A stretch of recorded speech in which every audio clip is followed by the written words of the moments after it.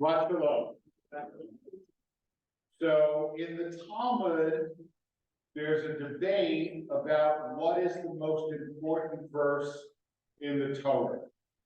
Rabbi Akiva says the most important verse is Leviticus 19:18. Ve'ahavta l'reacha kamocha. You shall love your neighbor as yourself. But Rabbi Akiva's prize student, Ben Azai, says that the most important verse is one from this week's reading. It's literally the first verse that we didn't read this morning, because it's the first verse of the third triennial, Genesis 5:1. Zeh sefer toldot ha'adam v'yom asot Elohim et ha'adam v'tselem Elohim bara otam. This is the book of the generations of humanity. On the day that God created humanity, in the image of God, he made him. Right? And this might seem an odd choice, because if you look at the rest of chapter 5, it introduces material we've already seen earlier in the Parsha, the genealogy of the generations from Adam to Noah. So why would this be the most important verse of the Torah? Well, the starting basis of morality is the belief that all human beings are created in the image of God, right? And that's what this verse teaches us. All human beings are created in the image of God. On Yom Kippur, I explained the Hasidic teaching that the verse we use when we open the ark on holidays, right? Adonai, Adonai, El Rahum V'Hanu, right? The Lord, a gracious and merciful God, right? Why do we repeat the word Adonai in that verse? And the Hasidic teaching is that there's a spark of Adonai in each of us, and only when that spark in Adonai calls out to the Adonai of the universe, that's when prayer is truly effective. But what the Hamas terrorists did is so shocking, and it's not just the numbers of those who were murdered, but the sheer cruelty and the disfigurement, and frankly, I mean, if you saw videos, the joy that they took in doing what they did, right? I mean, that is literally to destroy or attempt to destroy the image of God in the other, right? I wrote on Wednesday that we come from a tradition that teaches us both every life is precious because every person is created in the image of God, and also self-defense is not only permitted but obligatory, right? Balancing these two teachings is not simple, right? And I really do hope and pray that civilian casualties will be minimized, right? And when I hear Jews say every Palestinian in Gaza needs to be wiped out, that is not something that any Jew should say, right? That is not what our Torah teaches us, because Palestinian civilians are also created in the image of God, right? I am absolutely comfortable with the concept of self-defense and a broadly defined concept of self-defense. I'm not comfortable with the idea of revenge or vengeance, right? When somebody has died and we see their Hebrew name, you may often see, particularly in Israel, that afterwards there's a three-letter abbreviation, Hey Yud Dalet, right? What does Hey Yud Dalet mean? Hashem Yikom Damo. May God avenge his or her blood.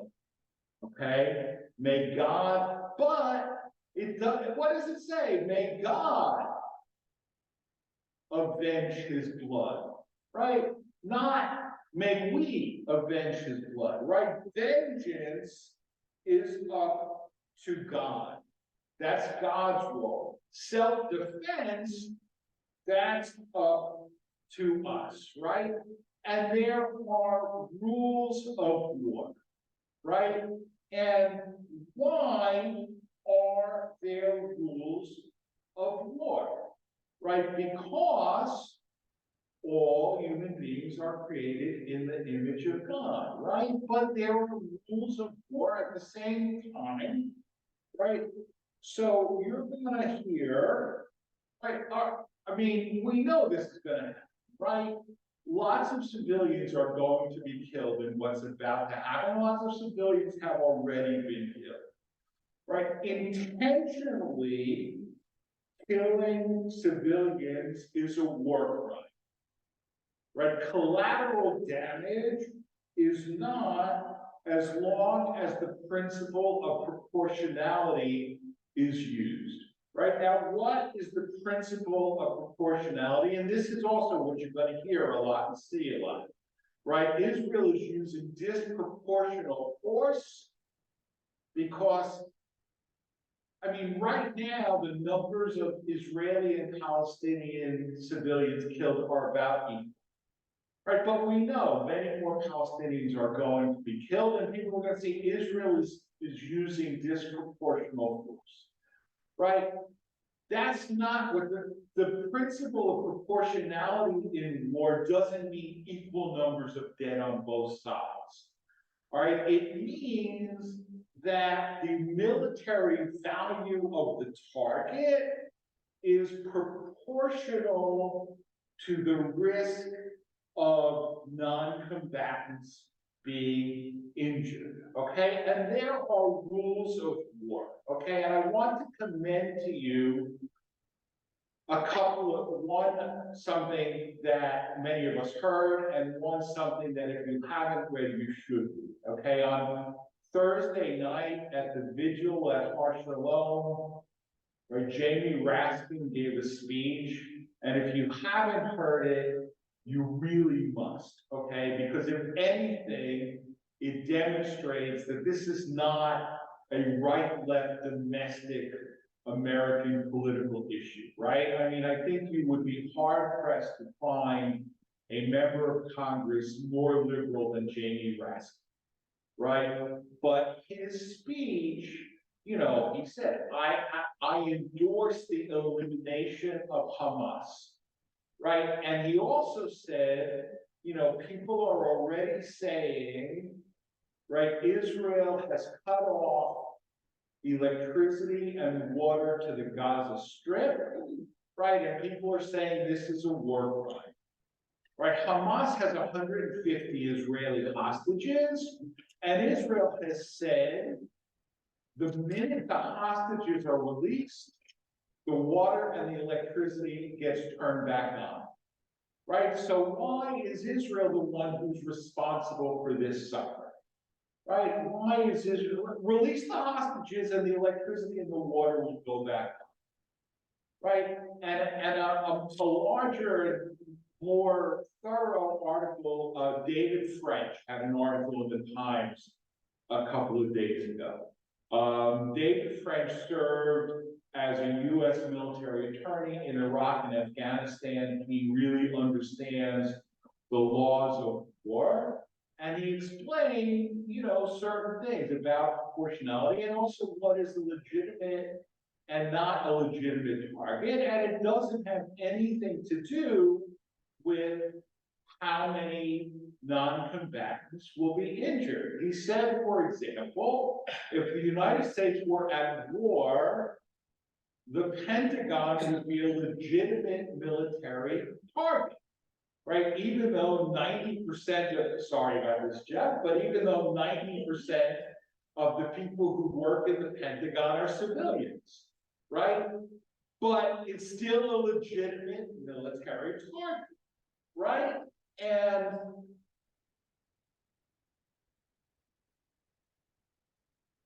we know this, right? Hamas embeds its military headquarters in schools and civilian apartment buildings and hospitals, right? And if rockets are being fired on you from the roof of a hospital, does that make the hospital a legitimate military target? Yeah, it does. And if people are killed, whose fault is that? Hamas's fault. Right now, there are incredible, I mean, the Israeli military has drones now that can go inside an apartment building and go from room to room, right? And go from room to room and figure out, right? And the last time I was in Israel in 2014, which was another Gaza war, which is why I was there, right? And we met with General Relic Shafir, retired high-level Air Force commander, and he explained to us, right, that pilots have the right to call off an assault if they see that the civilian risk is too great, right? That is what they are trained to do. Does Israel target civilians? And you know, right? I am, frankly, I'll say this honestly, no great fan of Bibi Netanyahu, right? And no great fan of the policies that he has followed in office. But does Israel intentionally target civilians? Absolutely not. Will Israel kill a lot of civilians in this war? They will. Should that distress us? It should, right? It should, but self-defense is a mitzvah, and taking care of your, I mean, it's like, you know what? All right, so, you know, looking around, right, not too many of us in this room have kids at home, right? But, you know, Jeff, you feed your kids. There's a lot of hungry kids in Montgomery County, right? Why do you feed your kids and not those others? I mean, you pay taxes, so to some extent, right? But why do you take care of your own kids first and not every other hungry kid in Montgomery County? Right? Because it's your responsibility to take care of your kids first, right? And it's a responsibility of any government to take care of its own people first, right? And if that means that civilians are going to die, that is distressing, but the fault for those civilian deaths is really on Hamas and not on Israel, right? But these are not easy decisions, okay? There was, and I commend to you, those of you who have, you know, Showtime and can go back into the streaming archives. There was a episode of Homeland, I think it was in season 3. It was called The Drone Queen, okay? And Carrie had to decide, here's the situation, there's a wedding, okay? There's a wedding and a highly sought terrorist is at the wedding, okay? And it is known for sure that he is at the wedding. Bomb the wedding or don't bomb the wedding, right? And if you bomb the wedding, the terrorist will be killed and 40 civilians will be killed, right? Bomb the wedding or don't bomb the wedding, okay? I won't tell you what Harry decided. I won't tell you what I would decide. And the reason that I won't tell you what I would decide is because I don't know what I would decide, right? I think to a certain extent, it would depend on how PO'd I am at the specific time, right? But it's not an easy decision. It's not an easy decision. And if you say there is an obvious, simple, and easy decision, you either have no heart or you have no input, right? Because these decisions are not easy, right? Bomb a hospital with a rocket base on it and kill 5 people, go ahead.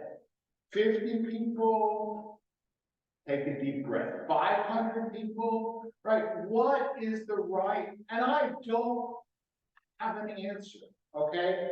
And Israel is going to make decisions that you may think are wrong, okay? You may think that they acted too harshly, or you may think that they refrained too much and put their own citizens at risk, okay? And these answers are not simple, right? The principles are simple. The principles are simple, right? That the risk to civilians should be proportional to the military value of the target, right? That is the principle. Figure out how to interpret that principle. May God, right? May God give us guidance, right? Because it's not so simple, right? And I mean, frankly, the simplest answer to the war would be for Hamas to care more about taking care of the population of Gaza than killing Jews, right? And until that day happens, this is what we live with, right? But what we live with, what they live with, right? But what the world lives with, right? And I have to say that mopping up, right? I mean, the Israelis use a term that is not very pleasant because it's kind of dehumanized, but they say mowing the lawn, right? We go in and we mow the lawn, right? Why do they say mow the lawn, right? Because you mow the lawn and it grows back again, right? And so every 2 years they go in and they mow the lawn and there's quiet for 2 years. And I don't think they're going to mow the lawn in, right? I don't think they're going to mow. This is not going to end until Hamas is eliminated. And I agree with Jamie, right? That has to be Israel's policy, and it has to be American policy. But it should give us pause and it should give us concern. And when the United States also says we want to do what we can to alleviate civilian suffering, that's also correct, right? And you know, one of my favorite quotes is from, I think it's Megan, I'm not sure, but I'll end with this, right? Every problem has a solution that is simple, elegant, and wrong, right? There are no right answers. Let's hope that the choices that are made are the least wrong that they can possibly be. Very much. We continue with Gustav, page 100 and page 1.